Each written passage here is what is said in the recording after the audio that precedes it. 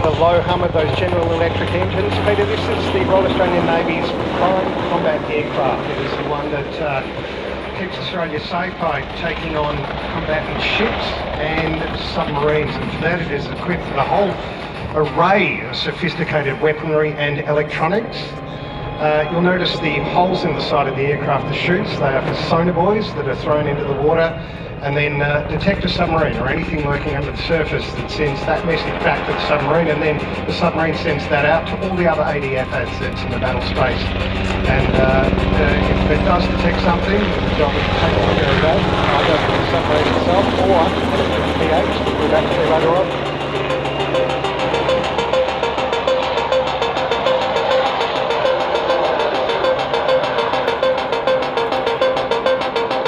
The P-8 that Tony refers to as the Poseidon aircraft looks like a Boeing 737.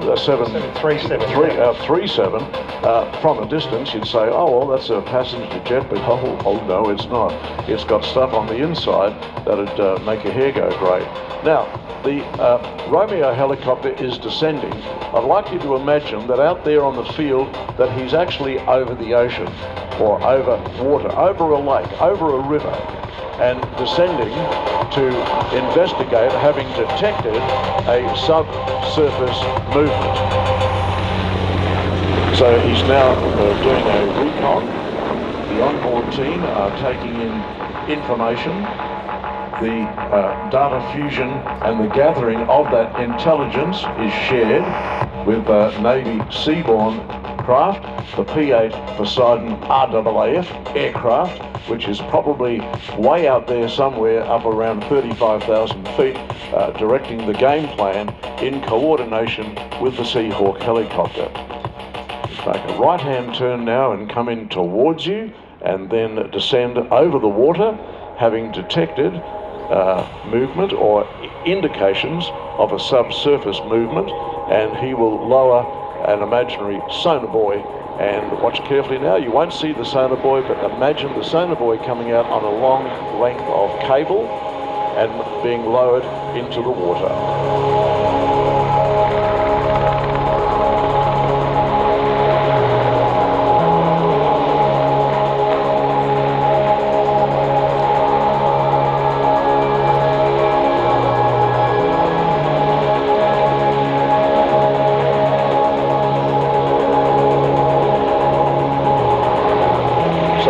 Sonar buoy was lowered.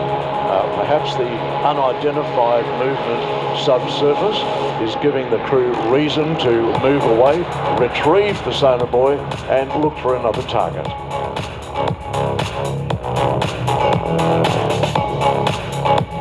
There's a crew member in the back operating the radar, which we see that round dish underneath the front of the aircraft.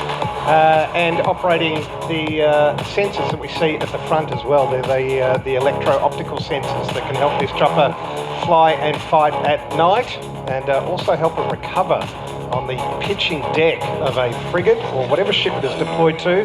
Might be in the middle of the stormy, raging seas. The Royal Australian Navy maintains flights of these aircraft on ships at all times. They do their training and conversion at Nara, but obviously go to sea on the back of Royal Australian Navy ships.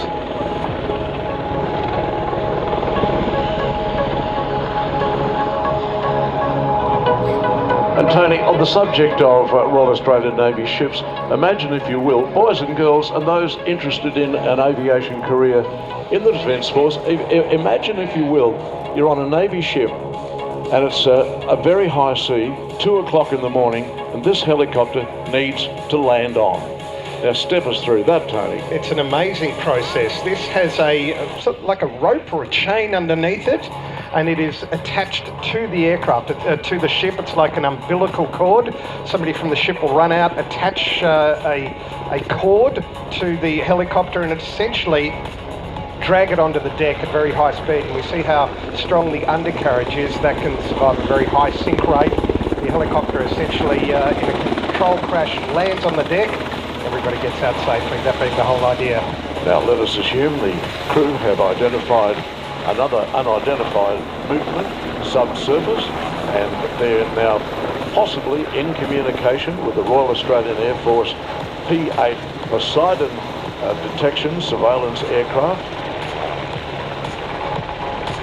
and other Navy ships that may be on the surface to play their role in the detection and surveillance of surface and subsurface movements.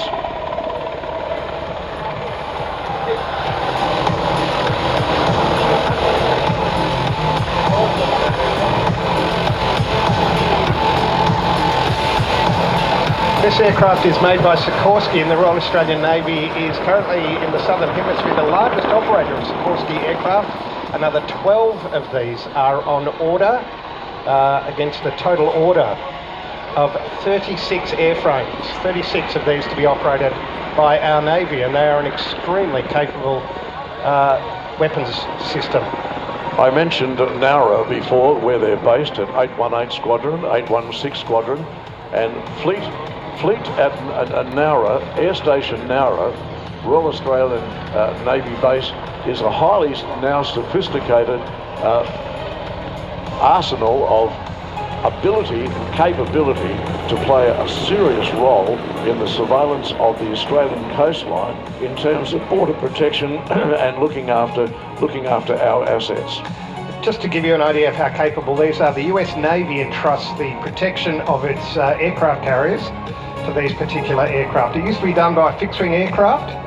They were phased out, and the Romeo is now what keeps the United States' vast fleet of supercarriers safe from submarine and surface threats.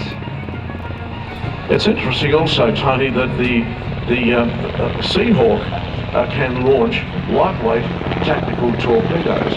Now, I reckon that's been under wraps for quite some time, particularly the latest and upgrading of those tactical torpedoes. And Hellfire missiles as well. So it is, it's armed to the teeth, this thing, and it can really reach out and touch you. And with its acoustic processors and magnetic detection systems, well, let us say no more. A formidable asset for the Australian Defence Force and our Royal Australian Navy.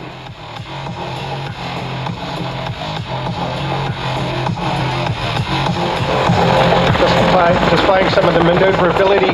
Peter, older plane enthusiasts like you and me can remember the time when the Navy would paint their aircraft in bright colours that were visually pleasing, but for about the last 30-40 years it's all been low visibility, which is tactically useful, but not so easy on the eye. Well, I think the Allied nations of the world, particularly with the advent of disturbances in war-torn areas in other parts of the world, have accelerated the need for that additional, I don't want to use the word camouflage, but low visual signature, I think. Low visual signature, that's the word, Tony.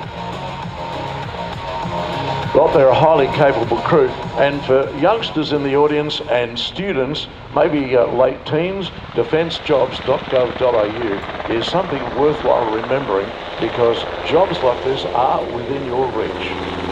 Recruitment at the Australian Defence Force isn't a problem, but the pressure is on at the minute to employ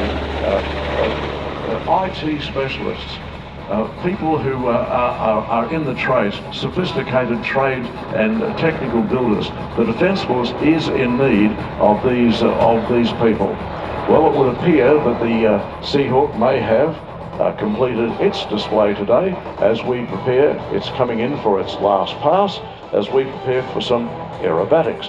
Now, I mentioned earlier that the aerobat aircraft that are many local and from overseas, and they are just a vast array of talent, and we are confident that you are really going to enjoy